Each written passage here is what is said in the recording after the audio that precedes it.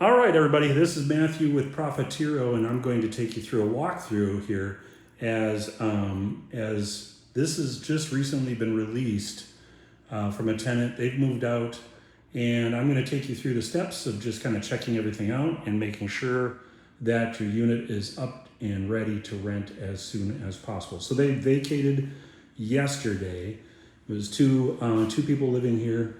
And this is a one-bedroom unit here in Minneapolis, right in the center of downtown, of South Minneapolis. So very central, right off the freeway on 35W.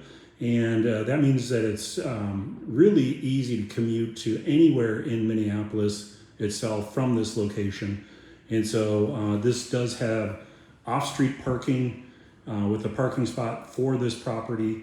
And that means that there's actually 2 spaces for cars for this particular unit that this is reserved for. So just to take you through the steps of what to look for, first things is abandoned property. And you can see that there's been some abandoned property here. The previous tenants have told me that they will not be returning, that they've moved out of state.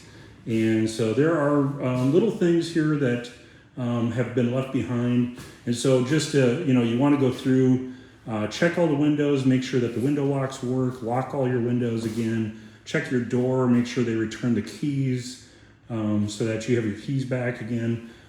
If they didn't return all your keys, you'll have to change the locks potentially, or create new keys for that.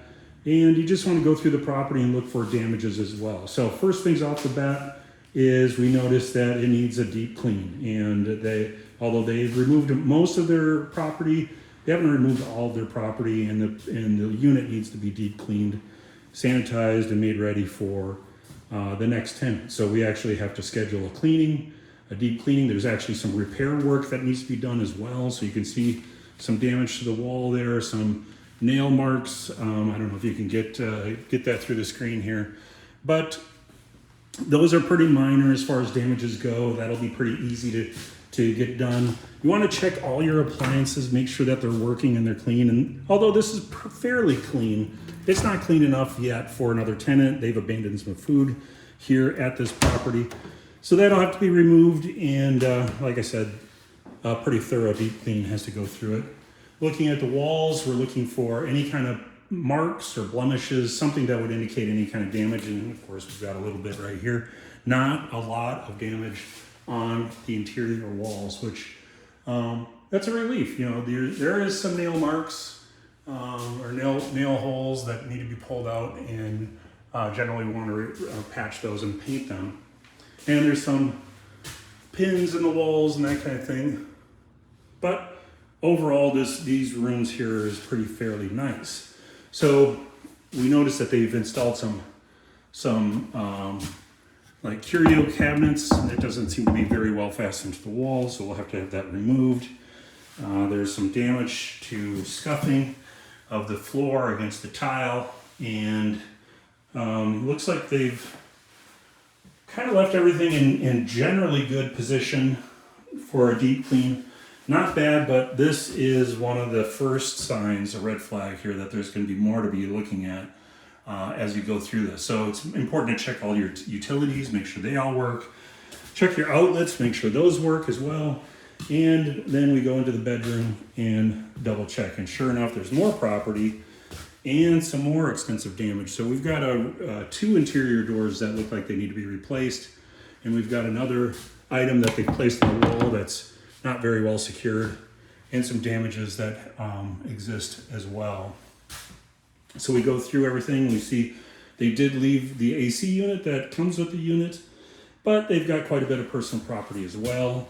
And the curtains that were in the windows are gone, and they did leave one of the keys, but unfortunately they left this mattress, which I'll have to have removed, and try to make this area clean and nice and presentable for the next tenant. And then finally, the walk-in closet here. We do see that there is some small amount of property that's been left in here. So not too bad. But we've got a couple, look like just settlement nail pops here that need to be fixed. And sure enough, a little scuff mark back here. And looks like they hit the wall with the door. Other than that, this door is good, so we don't have to replace that. But those are the kind of things that you have to look for when you take over your property back from a tenant. Make sure that the property is clean, all the personal property has been removed, and then you're able to, get a new tenant in here. I already have a lot of interest on this unit. It's, like I said, centrally located in Minneapolis, in the south side of Minneapolis. And it makes it very easy to commute from this property, and it has off-street parking. All utilities are actually paid on this property other than electric. So the electric itself is tenant's responsibility.